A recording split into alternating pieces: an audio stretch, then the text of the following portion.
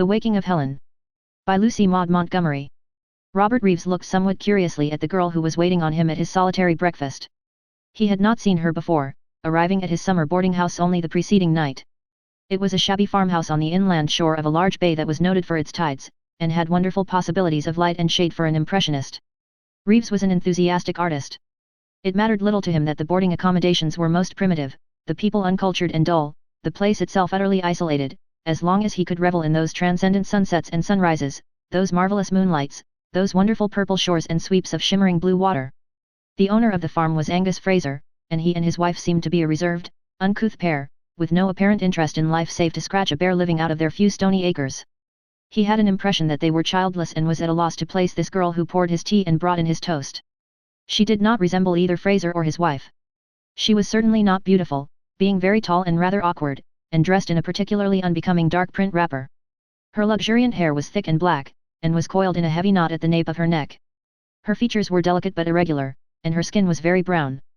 Her eyes attracted Reeves's notice especially. They were large and dark and full of a half-unconscious, wistful longing, as if a prisoned soul behind them were vainly trying to reveal itself. Reeves could find out nothing of her from herself, for she responded to his tentative questions about the place in the briefest fashion. Afterwards he interviewed Mrs. Fraser cautiously, and ascertained that the girl's name was Helen Fraser, and that she was Angus's niece. Her father and mother are dead and we've brought her up.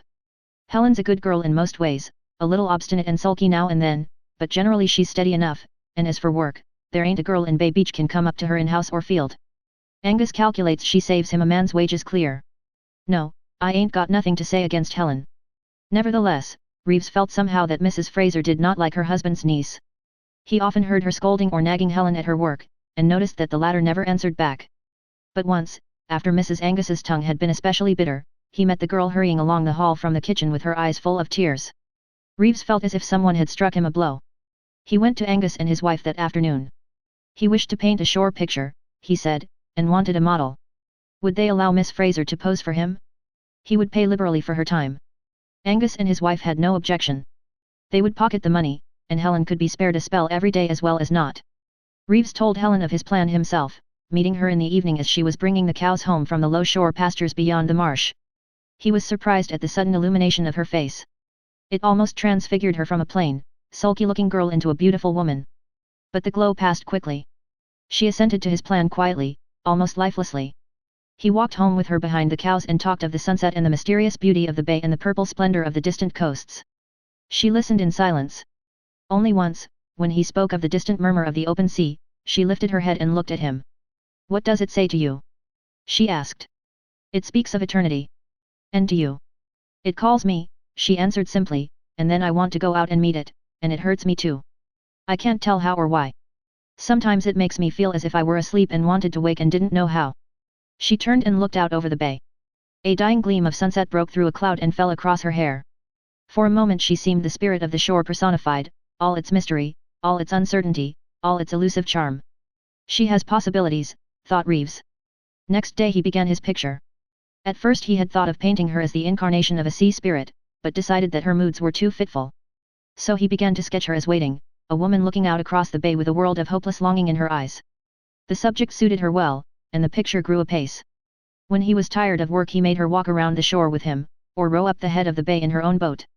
He tried to draw her out, at first with indifferent success. She seemed to be frightened of him. He talked to her of many things, the far outer world whose echoes never reached her, foreign lands where he had traveled, famous men and women whom he had met, music, art, and books. When he spoke of books he touched the right chord. One of those transfiguring flashes he delighted to evoke now passed over her plain face. "That is what I've always wanted," she said hungrily, "and I never get them. Aunt hates to see me reading. She says it is a waste of time. And I love it so. I read every scrap of paper I can get hold of, but I hardly ever see a book." The next day Reeves took his Tennyson to the shore and began to read the Idylls of the King to her. "It is beautiful," was her sole verbal comment, but her rapt eyes said everything. After that he never went out with her without a book, now one of the poets, now some prose classic. He was surprised by her quick appreciation of and sympathy with the finest passages. Gradually, too, she forgot her shyness and began to talk. She knew nothing of his world, but her own world she knew and knew well. She was a mine of traditional history about the bay. She knew the rocky coast by heart, and every old legend that clung to it. They drifted into making excursions along the shore and explored its wildest retreats. The girl had an artist's eye for scenery and color effect. You should have been an artist, Reeves told her one day when she had pointed out to him the exquisite loveliness of a shaft of light falling through a cleft in the rocks across a dark green pool at their base. I would rather be a writer, she said slowly, if I could only write something like those books you have read to me. What a glorious destiny it must be to have something to say that the whole world is listening for, and to be able to say it in words that will live forever. It must be the noblest human lot.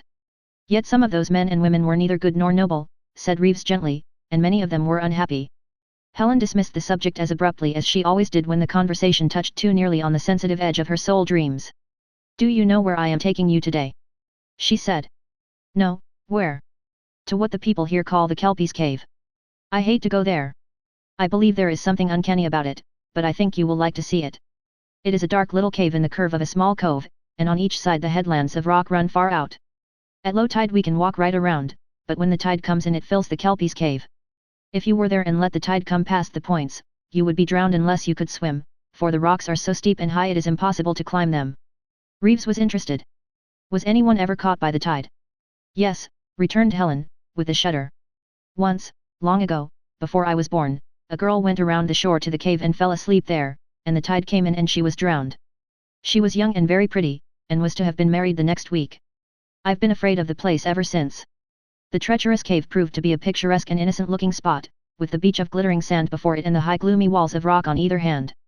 I must come here someday and sketch it, said Reeves enthusiastically, and you must be the Kelpie, Helen, and sit in the cave with your hair wrapped about you and seaweed clinging to it. Do you think a Kelpie would look like that? Said the girl dreamily. I don't. I think it is a wild, wicked little sea imp, malicious and mocking and cruel, and it sits here and watches for victims. Well, never mind your sea Kelpies, Reeves said, fishing out his Longfellow. They are a tricky folk, if all tales be true, and it is supposed to be a very rash thing to talk about them in their own haunts. I want to read you The Building of the Ship. You will like it, I'm sure. When the tide turned they went home. We haven't seen the Kelpie, after all, said Reeves. I think I shall see him someday, said Helen gravely. I think he is waiting for me there in that gloomy cave of his, and sometime or other he will get me. Reeves smiled at the gloomy fancy, and Helen smiled back at him with one of her sudden radiances. The tide was creeping swiftly up over the white sands. The sun was low and the bay was swimming in a pale blue glory. They parted at Clam Point, Helen to go for the cows and Reeves to wander on up the shore. He thought of Helen at first, and the wonderful change that had come over her of late, then he began to think of another face, a marvelously lovely one with blue eyes as tender as the waters before him. Then Helen was forgotten. The summer waned swiftly. One afternoon Reeves took a fancy to revisit the Kelpie's Cave. Helen could not go. It was harvest time, and she was needed in the field. Don't let the Kelpie catch you, she said to him half seriously. The tide will turn early this afternoon, and you are given to daydreaming. I'll be careful, he promised laughingly, and he meant to be careful. But somehow when he reached the cave its unwholesome charm overcame him, and he sat down on the boulder at its mouth. An hour yet before tide time, he said. Just enough time to read that article on Impressionists in my review and then stroll home by the sandshore. From reading he passed to daydreaming, and daydreaming drifted into sleep, with his head pillowed on the rocky walls of the cave. How long he had slept he did not know, but he woke with a start of horror. He sprang to his feet, realizing his position instantly. The tide was in, far in past the headlands already. Above and beyond him towered the pitiless unscalable rocks. There was no way of escape. Reeves was no coward, but life was sweet to him, and to die like that, like a drowned rat in a hole, to be able to do nothing but wait for that swift and sure oncoming death. He reeled against the damp rock wall, and for a moment sea and sky and prisoning headlands and white-lined tide whirled before his eyes. Then his head grew clearer. He tried to think. How long had he? Not more than 20 minutes at the outside. Well, death was sure and he would meet it bravely. But to wait helplessly. He should go, mad with the horror of it before those endless minutes would have passed. He took something from his pocket and bent his head over it, pressing his lips to it repeatedly. And then, when he raised his face again, a dory was coming around the headland on his right, and Helen Fraser was in it. Reeves was dizzy again with the shock of joy and thankfulness.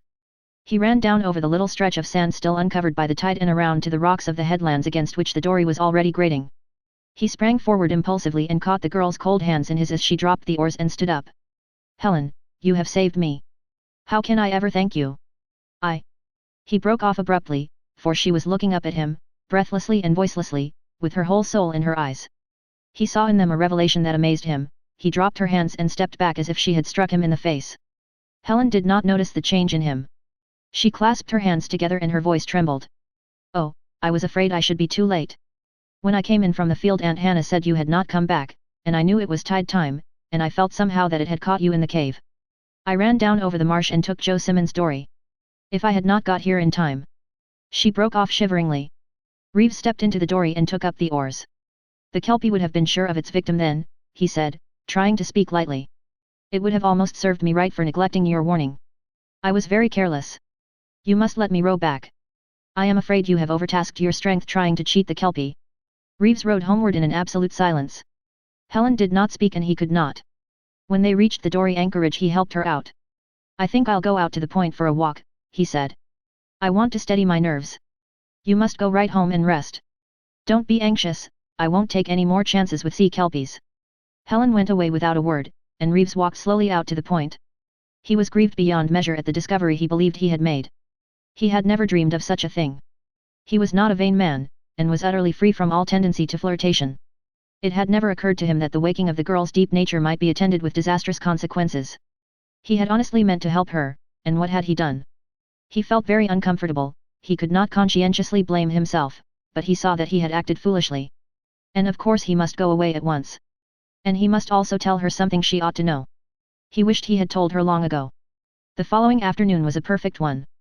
Reeves was sketching on the sand shore when Helen came. She sat down on a camp stool a little to one side and did not speak. After a few moments Reeves pushed away his paraphernalia impatiently. I don't feel in a mood for work, he said. It is too dreamy a day, one ought to do nothing to be in keeping. Besides, I'm getting lazy now that my vacation is nearly over. I must go in a few days. He avoided looking at her, so he did not see the sudden pallor of her face. So soon? She said in a voice expressive of no particular feeling. Yes. I ought not to have lingered so long. My world will be forgetting me and that will not do. It has been a very pleasant summer and I shall be sorry to leave Bay Beach. But you will come back next summer? Asked Helen quickly. You said you would. Reeves nerved himself for his very distasteful task. Perhaps, he said, with an attempt at carelessness, but if I do so, I shall not come alone. Somebody who is very dear to me will come with me, as my wife. I have never told you about her, Helen, but you and I are such good friends that I do not mind doing so now. I am engaged to a very sweet girl, and we expect to be married next spring. There was a brief silence. Reeves had been vaguely afraid of a scene and was immensely relieved to find his fear unrealized. Helen sat very still. He could not see her face. Did she care, after all? Was he mistaken? When she spoke her voice was perfectly calm. Thank you, it is very kind of you to tell me about her. I suppose she is very beautiful. Yes, here is her picture. You can judge for yourself. Helen took the portrait from his hand and looked at it steadily. It was a miniature painted on ivory, and the face looking out from it was certainly lovely. It is no wonder you love her, said the girl in a low tone as she handed it back. It must be strange to be so beautiful as that. Reeves picked up his Tennyson. Shall I read you something? What will you have? Read Elaine, please. I want to hear that once more. Reeves felt a sudden dislike to her choice. Wouldn't you prefer something else? He asked, hurriedly turning over the leaves. Elaine is rather sad. Shan't I read Guinevere instead? No, said Helen in the same lifeless tone. I have no sympathy for Guinevere. She suffered and her love was unlawful, but she was loved in return. She did not waste her love on someone who did not want or care for it. Elaine did, and her life went with it. Read me the story. Reeves obeyed. When he had finished he held the book out to her. Helen, will you take this Tennyson from me in remembrance of our friendship and of the Kelpie's cave? I shall never forget that I owe my life to you. Thank you. She took the book and placed a little thread of crimson seaweed that had been caught in the sand between the pages of Elaine. Then she rose. I must go back now. Aunt will need me. Thank you again for the book, Mr. Reeves, and for all your kindness to me. Reeves was relieved when the interview was over. Her calmness had reassured him. She did not care very much, after all, it was only a passing fancy, and when he was gone she would soon forget him. He went away a few days later, and Helen bade him an impassive goodbye. When the afternoon was far spent she stole away from the house to the shore, with her Tennyson in her hand, and took her way to the Kelpie's cave. The tide was just beginning to come in. She sat down on the big boulder where Reeves had fallen asleep. Beyond stretched the gleaming blue waters, mellowing into 100 fairy shades horizon onward. The shadows of the rocks were around her. In front was the white line of the incoming tide, it had almost reached the headlands. A few minutes more and escape would be cut off, yet she did not move. When the dark green water reached her, and the lapping wavelets swished up over the hem of her dress. She lifted her head and a sudden strange smile flashed over her face. Perhaps the Kelpie understood it.